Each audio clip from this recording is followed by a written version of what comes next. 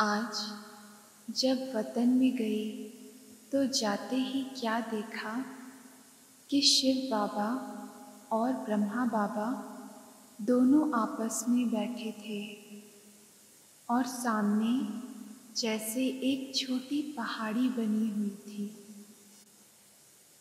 वह किसकी थी?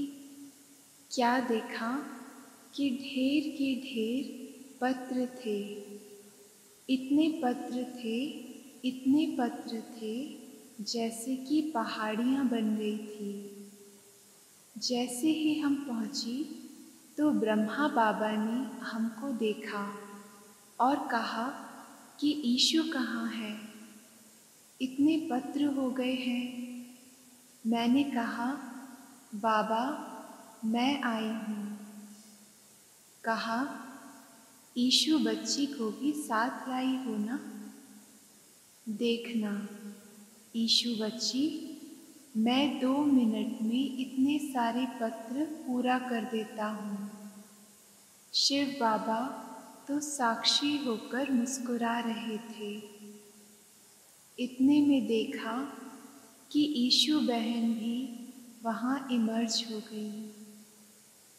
ईशु का चेहरा बिल्कुल ही शांत था। बाबा ने कहा, बच्ची क्या सोच रही हो? आज तो पत्र का जवाब देना है। उसी समय जैसे साकार वतन का संस्कार पूर्ण रीति इमर्ज था। मम्मा खड़ी होकर देख रही थी। इतने में ही शिव बाबा ने ब्रह्मा बाबा को कहा, आप कहाँ हो? वतन में बैठे हो? फिर 1 सेकंड में ही रूप बदल गया। बाबा ने कुछ कहा नहीं, एकदम डेड साइलेंस हो गए। इतने में बाबा ने मुझे कहा कि बच्ची यह पत्र खोलकर देखो। मैंने कहा, बाबा पत्र तो ढेर हैं। बाबा ने कहा, बच्ची इसमें तो 1 सेकंड लगेगा, क्योंकि सभी में एक ही बात है। इसके बाद बाबा ने सुनाया कि सभी पत्रों में बच्चों की उल्हने ही हैं। पत्रों में सभी उल्हने ही थे। अब देखना बाबा बच्चों को रेस्पॉन्ड करते हैं। देखना 1 सेकंड में मैं सभी को जवाब दे देता हूँ। फिर बाबा ने सभी पत्रों को लाल अक्षरों में यहाँ माफ़ी की पत्र लिखा। पत्र में क्या था? ब्राह्मण कुलभूषण, स्वदर्शन चक्रधारी, नूरे रत्नों बच्चों प्रति समाचार लिखा। समाचार यह है कि सभी बच्चों के उल्हनों के पत्र सूक्ष्म वतन में पाए। रेस्पॉन्ड में बाप दादा बच्चों को कह रहे हैं कि ड्रामा की भावी के बंधन में सर्व आत्माएं बंधी हुई हैं। सभी पार्ट बजा रही हैं। उसी ड्रामा के मीठे मीठे बंधन अनुसार आज अव्यक्त वतन में पार्ट बजा रहा हूँ।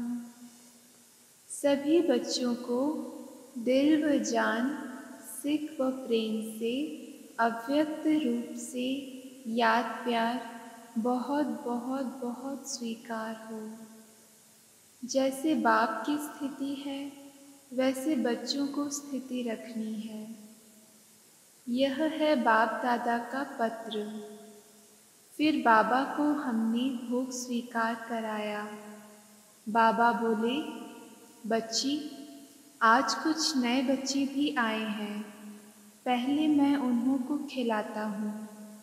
फिर वतन में बाबा ने सभी बच्चों को इमर्ज कर अपने हस्तों से जल्दी जल्दी एक दृष्टि भी दे रहे थे, हाथों से गिट्टी भी खिला रहे थे। लेकिन एक एक को 1 सेकंड भी जो दृष्टि दे रहे थे, उस दृष्टि में बहुत कुछ भरा हुआ था। उसके बाद फिर तीसरा दृश्य हमने देखा। बाबा को कहा कि सभी ने एक प्रश्न पूछने के लिए कहा है। बाबा ने कहा, जो भी प्रश्न है वह पूछ सकते हो। बाबा तो एक अक्षर में जवाब दे देगा। प्रश्न सभी पूछते हैं कि पिछाड़ी के समय आपने कुछ बोला नहीं। बाहर की सीन तो हम सभी ने सुनी है, लेकिन अंदर क्या था वह अनुभव भी सुनना चाहते। बाबा बोले, हाँ बच्ची, क्यों नहीं, अपना अनुभव सुनाएंगे। अच्छा, लो सुनो। बच्ची, खेल तो सिर्फ 10-15 मिनट का ही था। उस थोड़े से समय में ही अनेक खेल चले। उसमें भिन्न भिन्न अनुभव हुए। पहला अनुभव तो यह था कि पहले जोर से युद्ध चल रही थी। किसकी? योग बल और कर्म भोग की। कर्म भोग भी फुल फोर्स में अपनी तरफ खींच रहा था और योग बल भी फुल फोर्स में ही था। ऐसे अनुभव हो रहा था कि जो भी शरीर के हिसाब किताब रहे हुए थे वह फट से योग अग्नि में भस्म हो रहे थे और मैं साक्षी हो देख रहा हूँ, जैसे अखाड़े में बैठ मल्ल युद्ध देखते हैं।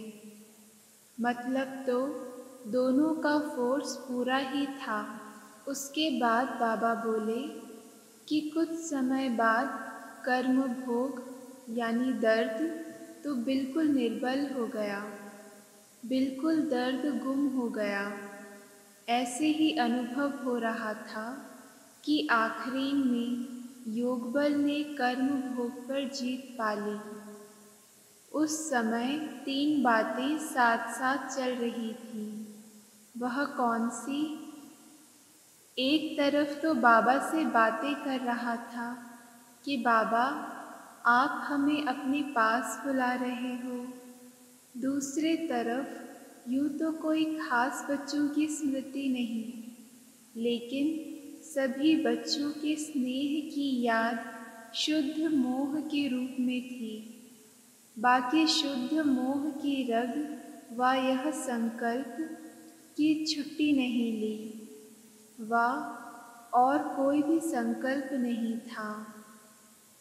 तीसरी तरफ यह भी अनुभव हो रहा था कि कैसे शरीर से आत्मा निकल रही है।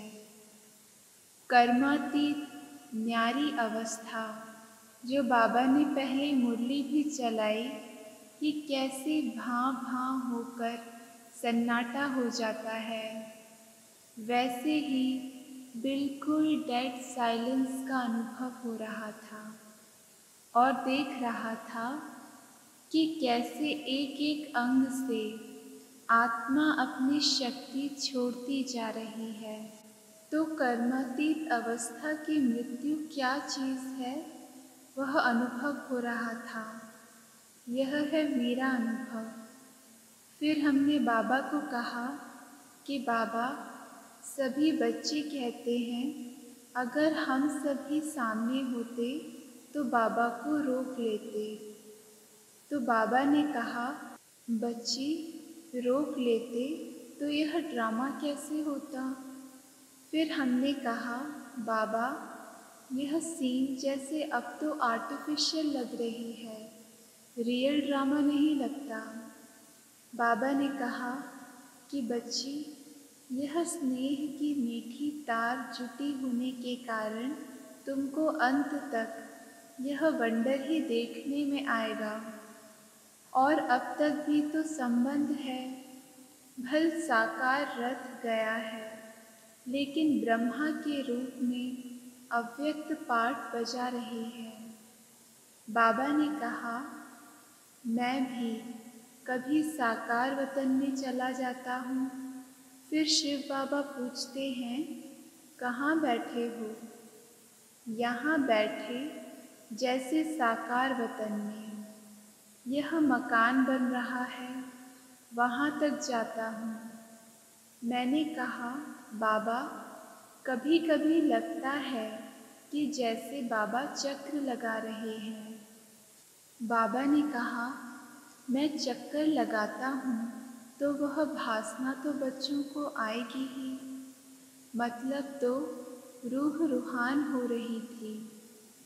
फिर बाबा ने एक दृश्य दिखाया, जैसे एक चक्र के अंदर बहुत चक्र दिखाई पड़े।